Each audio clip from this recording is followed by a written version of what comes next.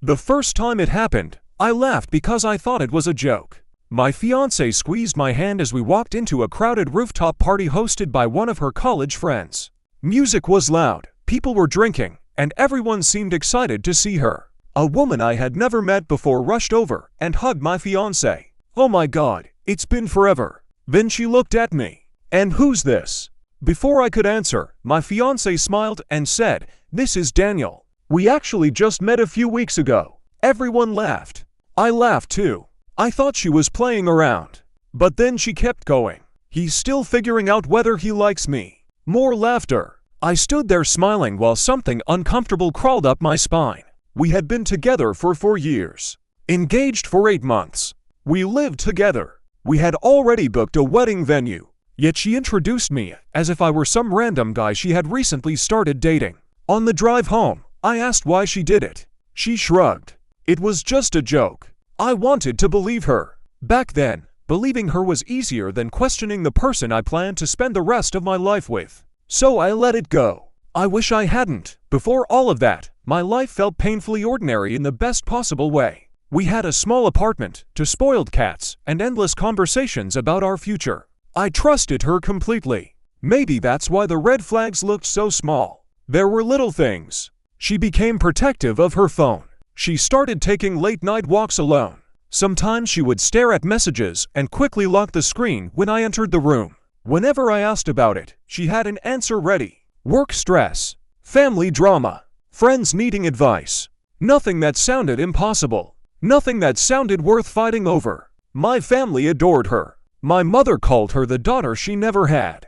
My younger sister went shopping with her more often than she went with me. Everyone believed we were one of those couples who would last forever, including me. A few months after that party, I noticed she rarely posted photos of us anymore. Her social media suddenly looked like she was single. At first, I joked about it. She rolled her eyes.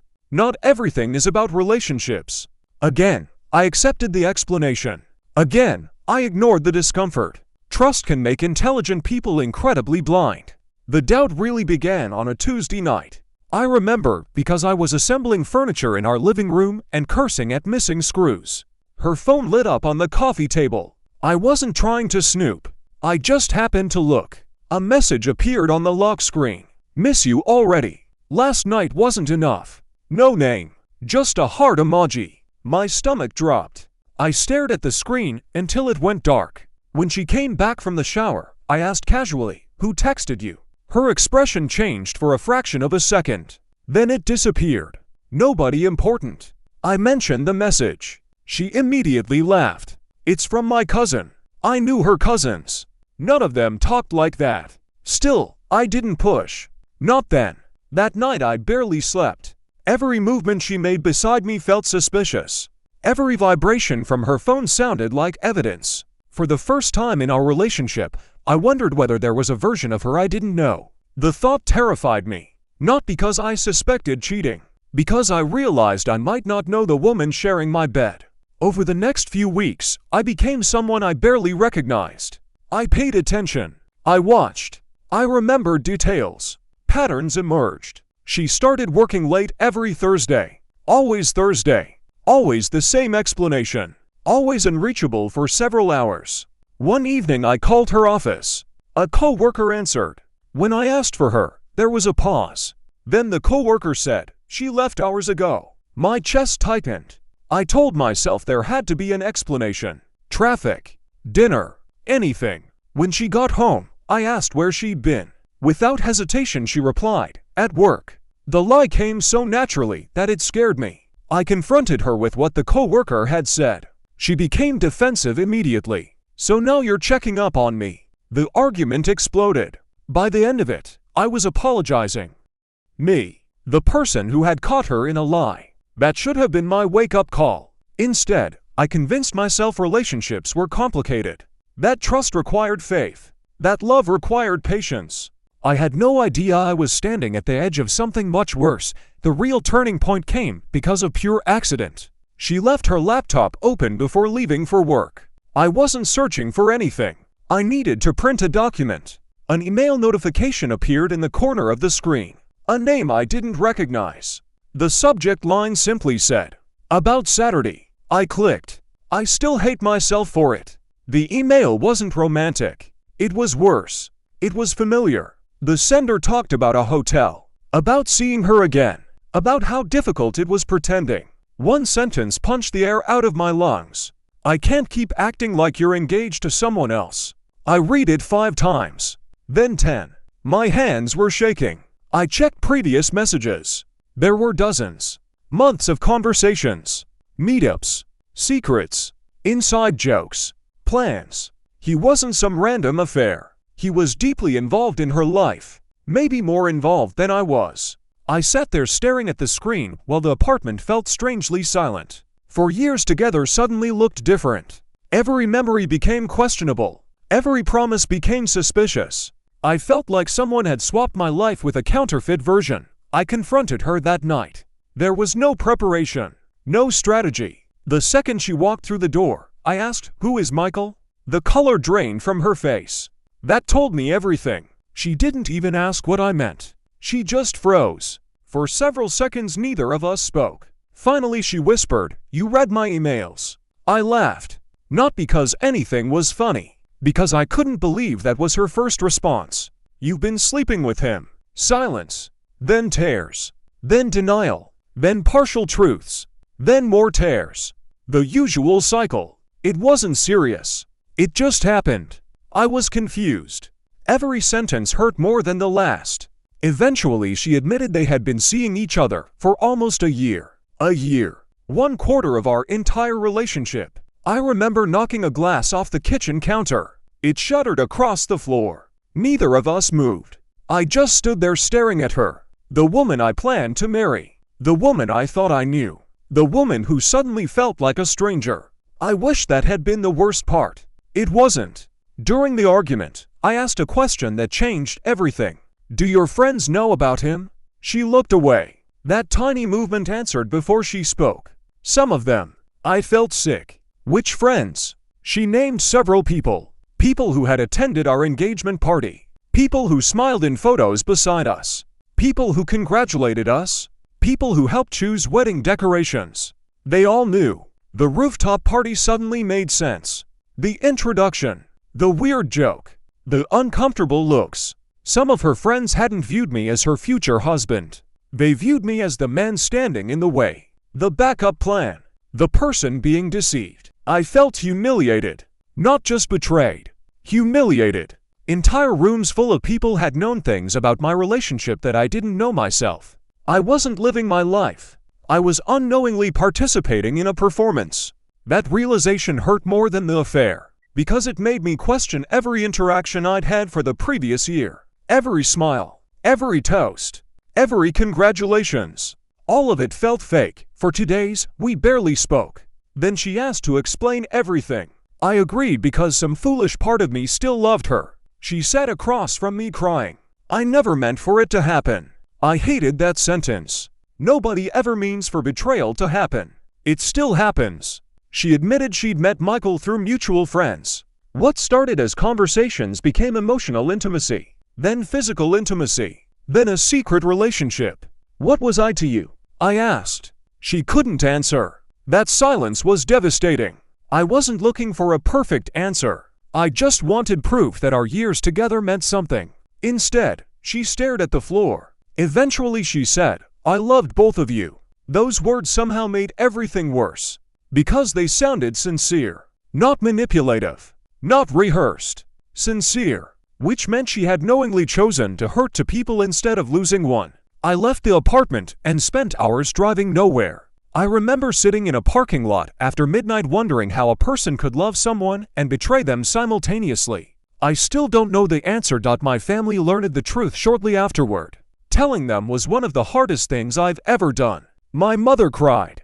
My sister became furious.